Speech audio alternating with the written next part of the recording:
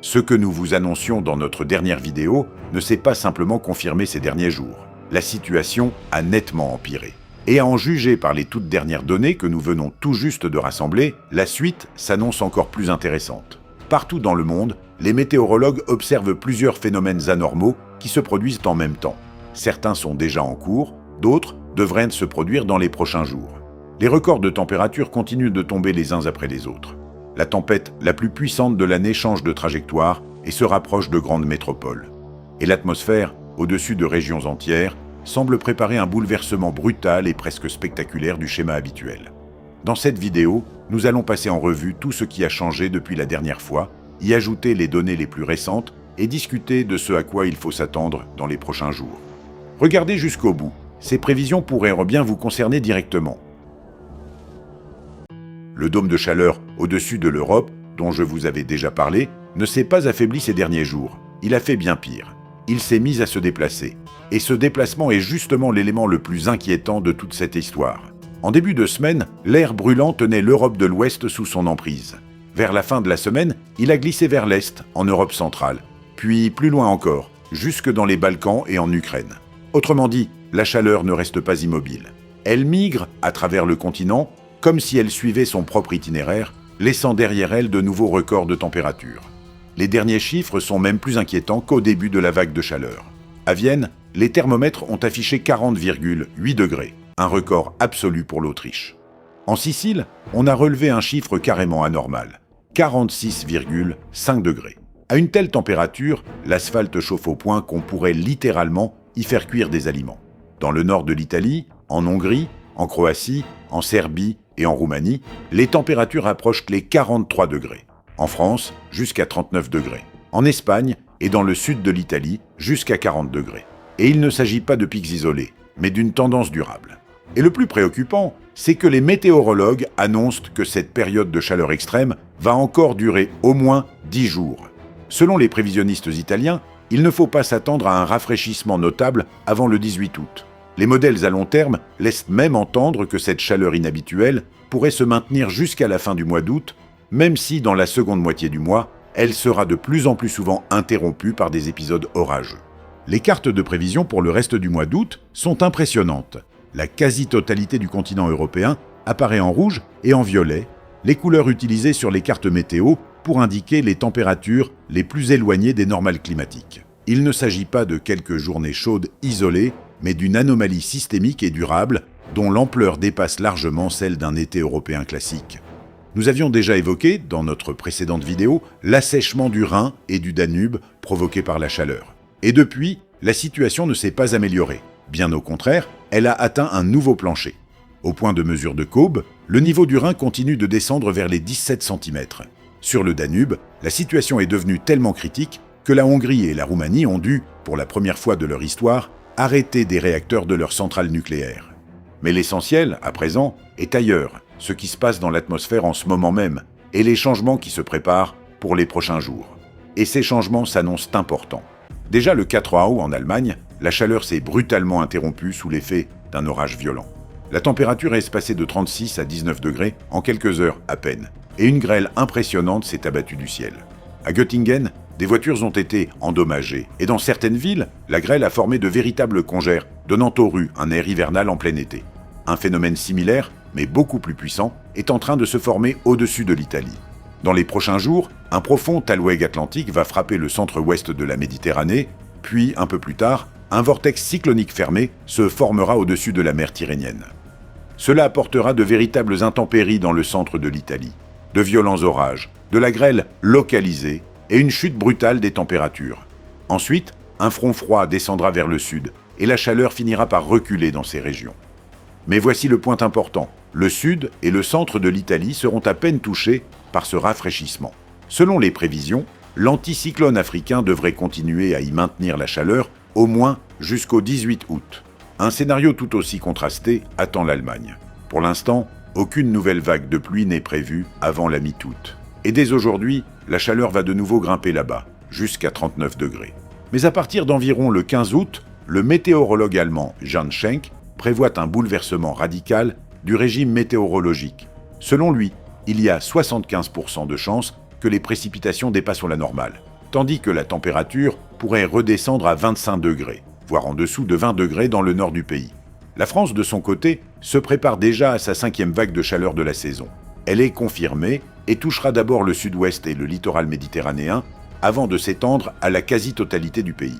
Des orages feront temporairement baisser les températures, mais la chaleur reviendra dès le début de la semaine suivante. Prenons maintenant un peu de recul pour voir la situation dans son ensemble. Actuellement, sur la majeure partie de l'Europe et les zones maritimes environnantes, 2 anticyclones dominent, celui des Açores à l'ouest et l'anticyclone africain au sud. Ce sont eux qui bloquent l'arrivée des dépressions sur le continent et maintiennent la chaleur en place. Selon les prévisions de Météo Paris, du 10 au 16 août, une vaste zone de haute pression continuera de dominer l'Europe et la France. Mais d'ici 2 à 3 jours à peine, un vortex cyclonique fermé va se former au-dessus de la mer Tyrrhénienne. Le Centre européen de prévision des tempêtes violentes, Estofex, a déjà émis à ce sujet des alertes de niveau 3, le niveau maximal, pour une zone allant de l'Italie jusqu'à la Croatie, la Bosnie, le Monténégro et le Kosovo. C'est le tout premier vrai coup porté à l'anticyclone africain depuis le début de la vague de chaleur. La suite des événements devient encore plus intéressante. Vers le milieu de la semaine prochaine, aux alentours du 10 au 12 août, l'anticyclone des Açores reviendra sur l'Atlantique proche et la France, ce qui stabilisera temporairement le temps et freinera l'activité dépressionnaire au large des côtes occidentales du continent. Mais dès le 11 août, une zone de basse pression commencera à se déplacer vers la Scandinavie, et vers le 13-14 août, l'activité cyclonique deviendra nettement plus organisée, de la Scandinavie jusqu'aux Alpes et même jusqu'en Italie. Un renforcement des tempêtes est attendu en mer de Norvège et en mer du Nord, tandis que le flux d'air au-dessus de l'Europe du Nord et de l'Europe centrale deviendra davantage orienté au nord et au nord-ouest, ce qui signifie que de l'air plus froid, venu de l'Arctique et de l'Atlantique Nord, commencera à atteindre le Royaume-Uni, les pays du Benelux, l'Allemagne et la Scandinavie. Et voici le grand tournant de toute la seconde moitié du mois. Selon les cartes de haute précision du Centre européen pour les prévisions météorologiques à moyen terme, le week-end prochain pourrait bien voir descendre une nouvelle et puissante vague de froid atlantique. Il s'agit d'une incursion dépressionnaire d'origine nordique, capable d'apporter une dégradation durable du temps, pluie, orages et températures repassant sous les normales de saison. Combiné à l'impulsion plus précoce du 7 au 9 août, cela crée un vrai risque de voir l'automne arriver anormalement tôt. Autrement dit, l'été pourrait ne pas avoir le temps de s'effacer en douceur et se terminer de façon plutôt brutale. Et voici maintenant ce qui transforme tout cela en un cocktail réellement explosif. La mer Méditerranée est actuellement réchauffée à des niveaux records, atteignant par endroits 32 degrés dans la partie occidentale du bassin. Cette énorme réserve d'énergie thermique, qui ne va pas disparaître d'elle-même, se libère dans l'atmosphère sous certaines conditions.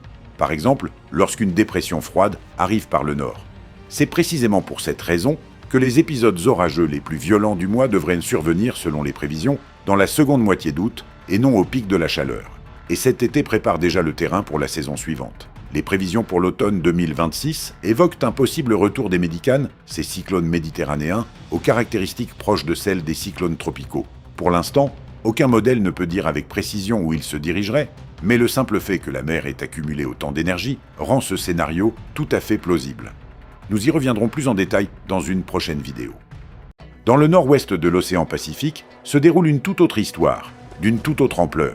C'est là que se trouve la tempête la plus puissante de l'année 2026. Le typhon Dolphin, dont nous parlions dans notre précédente vidéo, ne s'est pas arrêté depuis et conserve toujours son statut de tempête la plus puissante de l'année. Mais son intensité a nettement évolué. Après avoir culminé à 270 km à l'heure, le typhon s'est affaibli.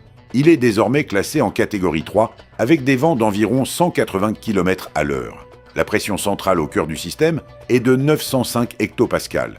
À titre de comparaison, c'est une pression encore assez basse, même pour un typhon en phase d'affaiblissement. Ce qui signifie qu'il est encore loin d'avoir perdu tout son potentiel destructeur. Ce qui a le plus changé, c'est que sa trajectoire est devenue beaucoup plus précise. Le 7 août, le typhon a traversé les îles Ryukyu, au sud-ouest du Japon, y compris Okinawa. Pour la suite, 2 scénarios restent possibles. Soit Dolphin poursuit vers l'ouest et touche terre entre le 8 et le 10 août près de l'embouchure du Yangtze, frappant Shanghai de vents violents et de fortes pluies.